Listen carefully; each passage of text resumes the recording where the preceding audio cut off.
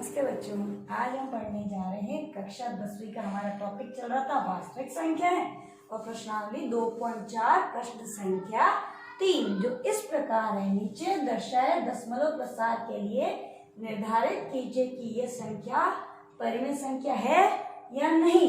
यदि परिमेय संख्या है तो इसके हर के अभाज्य गुणन खंडन के बारे में अपनी टिप्पणी लिखिए।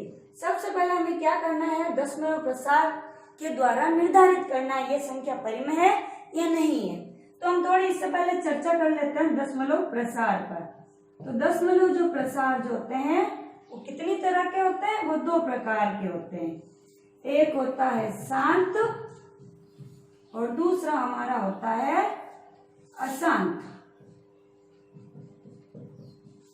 अब ये जो शांत दशमलव प्रकार होता है उसमें क्या होता है, किसी भी संख्या में p जो संख्या है उसमें q का भाग लगाने पर, अंश में हर का भाग लगाने पर हमें दशमलव प्रसार कैसा मिलता है, शांत मिलता है। उदाहरण के तौर पर 10 में हम भाग लगाएंगे 4 का, तो हमारा जो उत्तर है वो क्या आएगा, 10 में 4 का भाग लगाने पर ये हो गया 2, 2 दूनी 8 और 2 और 0 यानी 2.5। तो ये शांत दशमलव प्रसार है। उसी प्रकार अशांत जो दशमलव प्रसार होता है उसके भी दो भागों में विभाजित हो जाता है। तो अशांत दशमलव प्रसार किस प्रकार से देखिए विभाजित होता है। एक में होता है दशमलव प्रसार जो है वो होता है आवर्ती, और एक जो होता है वो होता है अनावर्ती। आवर्ती क्या होता है, अनावर्ती क्या होता है, इसके बारे में थोड़ी चर्चा कर लेते हैं। तो आवर्ती में तो क्या होता है, किसी भी संख्या p में q का भाग लगाने पर दशमलव के बाद वो संख्या क्या होती है, रिपीट होती है, पुनरावृत्ति होती है। उस प्रकार के दशमलव प्रसार को अशांत एवं आवर्ती दशमलव प्रसार कहा जाता है। उदाहरण के तौर पे जैसे हम 10 में लगाएंगे 3 का भाग, तो हमें जो उत्तर प्राप्त होगा वो होगा 3.333। इस प्रकार से बार बार ये जो 3 है वो रिपीट होगा। जरूरी नहीं है कि एक ही संख्या रिपीट हो, दो संख्या भी रिपीट हो सकती है, 3, 4, 5 कितनी भी संख्या यहाँ रिपीट हो सकती है। और जो संख्या रिपीट होती है उस प्रकार से हम बार लगाते हैं। अगर एक संख्या रिपीट हो रही है तो एक पे बार लगाएंगे, और दो संख्या रिपीट होगी तो दो पे हम लगाएंगे बार। अब जो ये अनावृत्ति होती है इसमें क्या होता है, दशमलव के बाद मान लीजिए कोई संख्या इस प्रकार से है 01, 001, 30 और 1, इस प्रकार से होता है। यहाँ पर कोई भी संख्या जो है वो रिपीट नहीं होती है। और आगे सबसे जरूरी बात है कि आगे इसके बाद जो है वो डॉट डॉट लग रखा होता है। इसका क्या मतलब है कि यहाँ पर बहुत सारी जो संख्या है इस प्रकार से है विभिन्न विभिन्न, कोई भी संख्या रिपीट भी नहीं हो रही है और इस प्रकार से है वो दशमलव प्रसार शांत भी नहीं है। अलग अलग संख्याएं हमें जो है दशमलव के बाद प्राप्त हो रही है। तो इस प्रकार का जो दशमलव प्रसार है वो होता है अनावृत्ति। अब हमें बताना है कि परिमेय जो है इसमें से परिमेय कौन सा है और अपरिमेय जो है वो कौन सा है। तो जो शांत दशमलव प्रसार होता है वो होता है हमेशा परिमेय संख्या होती है। शांत दशमलव प्रसार परिमेय संख्या, और जो अशांत होता है उसमें जो आवर्ती होती है वो हमेशा परिमेय संख्या होती है, जबकि जो अनावृत्ति होती है वो क्या होती है, अपरिमेय संख्या। जैसे पाई का मान, वर्गमूल 2, वर्गमूल 3, वर्गमूल 5, इस प्रकार से सारी संख्या जिनके पूर्ण वर्गमूल के अंदर जो संख्या पूर्ण वर्ग नहीं होती है वो सारे उनका दशमलव प्रसार क्या होता है, अशांत होता है, और वो अनावृत्ति होती है। तो वो संख्याएं होती है अपरिमेय। इस प्रकार से दशमलव प्रसार जो है वो विभिन्न भागों में विभाजित है। शांत, अशांत और अशांत के दो भाग होते हैं, आवर्ती, अनावृत्ति। आवर्ती में परिमेय और अनावृत्ति होता है वो हमेशा अपरिमेय संख्या होती है। अब हम चर्चा करते हैं जो पहला प्रश्न है, पहला भाग है तीसरे का, उस पर। तो यहां देखिए जो कौन संख्या क्या है, संख्या हमारी है 0.1201200 यानी कि 2 बार 0 1 2 0 0 0। तो यहाँ पर देखिए 10 दशमलव के बाद कोई भी संख्या रिपीट नहीं हो रही है। तो दशमलव प्रसार किस प्रकार का है? अशांत भी है और साथ में अनावृत्ति भी है। कोई भी संख्या रिपीट नहीं हो रही है और डॉट डॉट का मतलब है आगे संख्याएं निरंतर ये संख्याएं चल रही है, ना तो कोई संख्या रिपीट हो रही है और ना ही दशमलव प्रसार शांत है। तो इस प्रकार का जो दशमलव प्रसार है वो क्या होगा? वो होगा हमारा अशांत एवं अनावृत्ति। अशांत भी है और अनावृत्ति भी है। अब हमें चर्चा करनी है इस पर कि ये जो दशमलव प्रसार की जो संख्या है वो परिमेय होगी या अपरिमेय। तो ये जो संख्या होगी वो हमेशा क्या होगी? अपरिमेय होगी। अब हम बढ़ते हैं तीसरे के दूसरे खंड की तरफ। हमारी जो संख्या है वो है 43.123 4 5 6 7 8 9। इसको हम किस प्रकार से लिख सकते हैं? इसको हम दशमलव हटा के कितने एक के बाद कितने शून्य लगाएंगे? तो यहाँ पर दशमलव के बाद कितनी संख्याएं हैं? लगातार है 1 2 3 1 से 9 तक। तो अंक कितने हैं? 9 है। तो यहाँ हम जो है वो 1 और 1 के बाद जो है वो शून्य कितने लगाएंगे? 9 शून्य लगेंगे। तो ये हो गए 5 6 7 8 9। इस प्रकार से हम लिखेंगे। तो ये संख्या किस रूप में है? परिमेय है या नहीं? तो ये संख्या है p/q के रूप में है, परिमेय है। और दशमलव प्रसार जो है देखिए यहाँ पर कोई भी डॉट डॉट नहीं है, यानी कि आगे कोई संख्या नहीं आएगी। और अगर कोई संख्या रिपीट होती है तो ऊपर क्या लगा होता है? बार लगा होता है, इस प्रकार का चिन्ह लगा होता है। तो ना तो यहाँ पर कोई इस प्रकार का चिन्ह है और ना ही यहाँ पर डॉट डॉट है, यानी कि जो दशमलव प्रसार है वो कैसा है? दशमलव प्रसार है शांत। और शांत दशमलव प्रसार है p/q के रूप में है, यानी कि परिमेय तो है, शांत है और परिमेय संख्या है। अब आगे जो है हमें क्या टिप्पणी करनी है? हर के अभाज्य गुणनखंडन के बारे में। तो इसको हम किस प्रकार से लिख सकते हैं? इसको हम लिख सकते हैं 43 1 2 3 4 5 6 7 8 9। और यहाँ पर जो संख्या वो क्या होगी? 1 के बाद कितने शून्य है? 9 शून्य। तो यहाँ पर जो है हम इसको इस प्रकार से लिख सकते हैं 10 की घात 9। अब हमें क्या करना है? 10 के जो अभाज्य गुणनखंड होंगे वो हमारे क्या होंगे? वो हमारे होंगे 2 गुणा 5। तो यहाँ पर जो है हम 10 के अभाज्य गुणनखंड लिखेंगे और वो होते हैं 2 गुणा 5। और ये जो 10 है वो दोनों की मिला के इस प्रकार से कोष्टक लगा के 9 हम लिख देंगे घात। तो हर का जो रूप है, जो q का रूप है, वो किस प्रकार का है? वो है 2 की घात m गुणा 5 की घात n के रूप का। तो यहाँ पर हमें यही बताना है कि दशमलव प्रसार किस प्रकार का है? ये संख्या परिमेय है या अपरिमेय?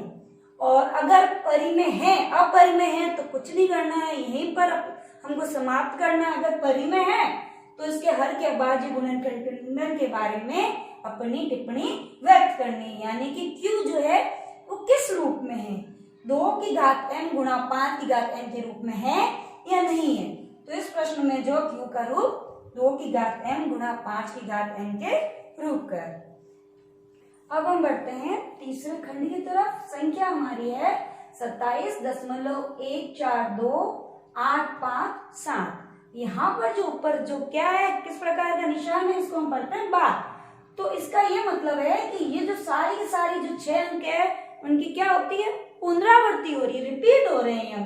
तो सबसे पहले तो हमें बताना है कि इसका जो दशमलव प्रसार है वो किस प्रकार का है। पहले हमने चर्चा की है, अगर संख्याएं जो है दशमलव के बाद रिपीट होती है तो हमारा जो दशमलव प्रसार है वो अशांत एवं आवर्ती है। अशांत एवं आवर्ती, रिपीट हो रही है इसलिए आवर्ती। अब देखिए आगे हम किस प्रकार से इसको हल करेंगे। सबसे पहले हम इसको x मान लेते हैं। तो माना कि x बराबर तो x का मान क्या है? x का मान है 27.142857 और आगे संख्या रिपीट हो रही है तो हम यहाँ और लिख देते हैं 142857 और यहाँ डॉट डॉट डॉट।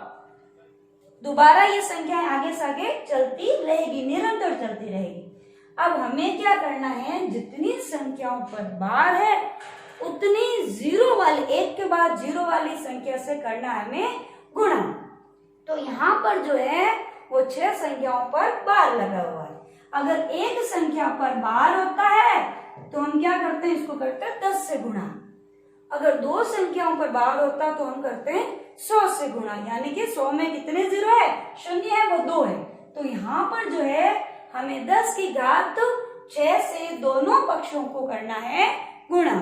तो यहाँ पर हम लिखेंगे दोनों पक्षों को 10 की घात 6 से गुणा करने पर, दोनों पक्षों को 10 की घात 6 से गुणा करने पर।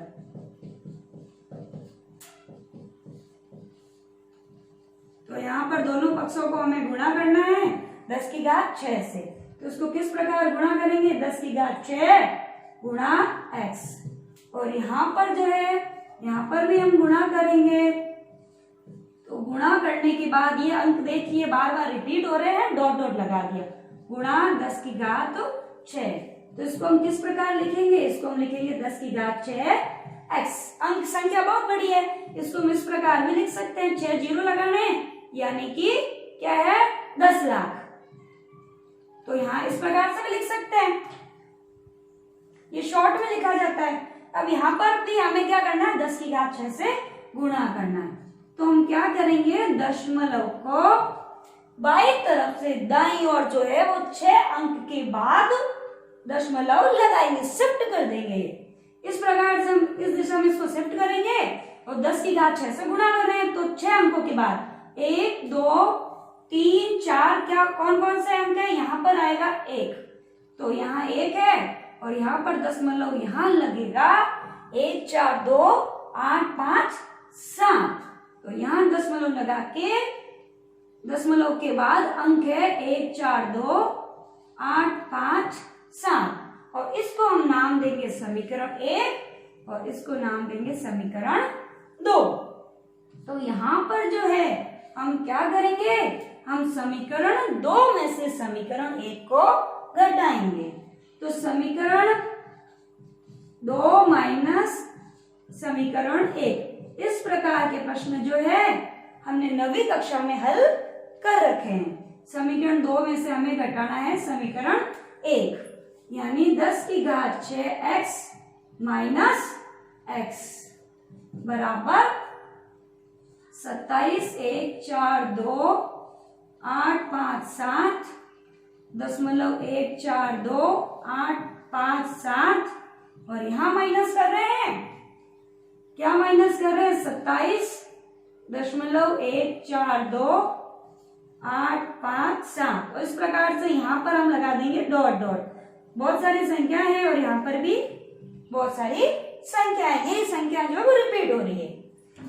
अब यहाँ पर क्या आएगा, तो यहाँ पर हमें क्या मिलेगा? अगर हम 10 में से घटाते हैं 1 तो हमें उत्तर क्या मिलता है? 9।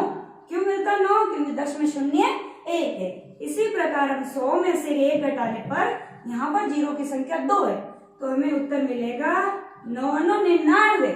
तो यहाँ पर जो है वो 10 की पावर जो है वो 10 की घात जो है वो क्या है? 10 की घात है हमारे पास 6। तो 10 की घात 6 में से घटाना 1x, तो हमें जो है वो 9 कितने प्राप्त होंगे? 9 हमें 6 प्राप्त होंगे, क्योंकि जीरो की संख्या कितनी है? वो 6 है। तो देखिए यहाँ 6 हो गए और यहाँ पर हम किस प्रकार से घटाएंगे?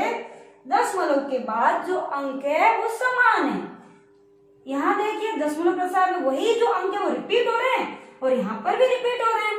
तो दशमलव के बाद इस अंक को, इस संख्या को घटाने पर हमें क्या प्राप्त होगा? 0, क्योंकि जो अंक है वो क्या है, वो समान है। इस प्रकार से समान है, चाहे कितने ही हो, हमें यहाँ पर शून्य प्राप्त होगा।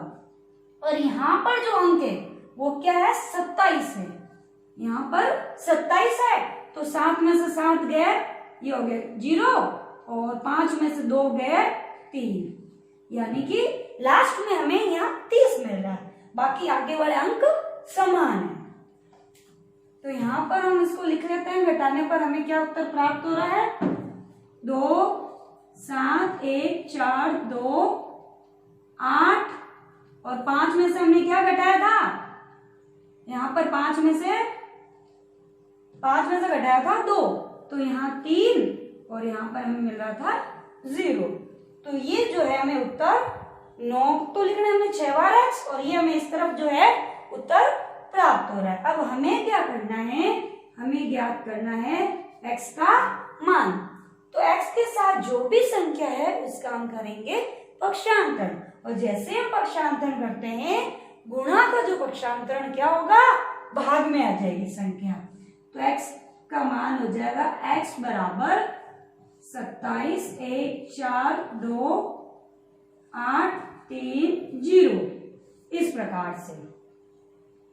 और यहाँ पर जो है हम लिखेंगे 9 9 9, 6 बार हमें लिखना है 9। अब यहाँ पर देखिए ये संख्या तो परिमेय है, p बटा q के रूप में, लेकिन हमें देखना है कि ये कट रहा है या नहीं कट रहा है, इस संख्या का भाग जा रहा है या नहीं जा रहा है। तो इस संख्या में जो है वो 3 का भाग जा रहा है, और दोबारा 3 का भाग जा रहा है, यानी कि हम सीधा चाहे तो हम 9 का भाग लगा सकते हैं। देखिए 9 का भाग किस प्रकार से जा रहा है संख्या में, यहाँ पर देखिए 9 का भाग कैसे जा रहा है। तो यहाँ पर जो है 9 कितनी बार जा रहा है, 27 में 3 बार, और फिर बचेगा हमारा 1, तो 1 में भाग नहीं लग रहा है तो 0 बार, तो यहाँ हमें मिल गया 0। अब आगे जो संख्या होगी वो होगी 14, 4 को उतारने पर, यानी कि 9 का भाग जा रहा है 1 बार, और 14 में से 9 गए 5, फिर उतारेंगे हम 2, 52, यानी कि 9 को 5 से करते तो 45, तो 5 और भाग जा रहा है। फिर 52 में से हमने 45 घटाया तो हमें 7 प्राप्त हो रहा है, तो 7 और 8 हो गए 78। तो 78 है वो कितनी बार भाग जा रहा है, वो जा रहा है 8 बार। 72 होता है, तो 8 बार भाग जा रहा है। पीछे कितना बचा, 78 में से 72 गया 6 और 3 हो गया 63, तो 9 में 63 में लगाना 9 का भाग, कितनी बार भाग जाएगा, 7 बार, और पीछे जो है वो शून्य हम यहाँ लगा देंगे। और यहाँ पर देखिए, यहाँ पर तो आ जाएगा 1 1 1 1 1 1, तो इसको हम जो है इस प्रकार से लिख सकते हैं 3 0 1 5 8 7 0 बटा 1 1 1 1 1 1, 6 बार लिखना है हमें 1। तो ये हमें जो है किस रूप में प्राप्त हुआ, p बटा q रूप में, यानी कि जो है परिमेय संख्या के रूप में जो है वो प्राप्त हुआ है। अशांत है और आवर्ती है, लेकिन है हमारी ये परिमेय संख्या। अब हमें जो है वो टिप्पणी करनी है कि ये जो है इसका जो हर है, हर के अभाज्य गुणनखंडन के बारे में, यानी कि हर का अभाज्य गुणनखंडन किस प्रकार का है, 2 तथा 5 के अतिरिक्त अन्य संख्या से भाजित है। 2 और 5 के अतिरिक्त अन्य संख्या से भाजित है।